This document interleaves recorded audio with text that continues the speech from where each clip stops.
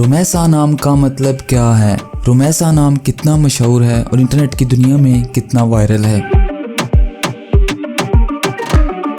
रुमैसा एक इस्लामी नाम है और ये नाम लड़कियों के लिए इस्तेमाल किया जाता है। रुमैसा नाम का मतलब फूलों का गुलदस्ता है। रुमैसा की इब्तदाई तारीख अरबी जुबान से निकलती है।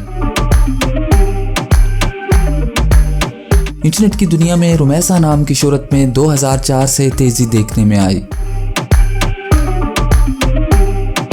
पिछले 15 साल में आप रुमैसा नाम की शोहरत और ट्रेंड्स का ग्राफ स्क्रीन पर देख सकते हैं। आइए अब रुमैसा नाम के कुछ ऐसे फैक्ट्स देखते हैं जो इसे दूसरे नामों से मुनफरिद बनाते हैं। मौजूदा डाटा के लिहाज से रुमैसा नाम 2005 में वायरल रहा और मकबूलियत की हदों को छूने लगा। रुमैसा नाम पाकिस्तान, कीनिया और नाइजीरिया में बहुत पसंद किया जाता है और कसरत से इस्तेमाल में है। दुनिया भर में रुमैसा नाम हर साल 3400 दफ़ा इंटरनेट पर सर्च किया जाता है। ये नाम 2005 में टॉप ट्रेंड्स में रहा। रुमैसा नाम चाइनीज़ और हिंदी में कुछ इस तरह लिखा जाता है।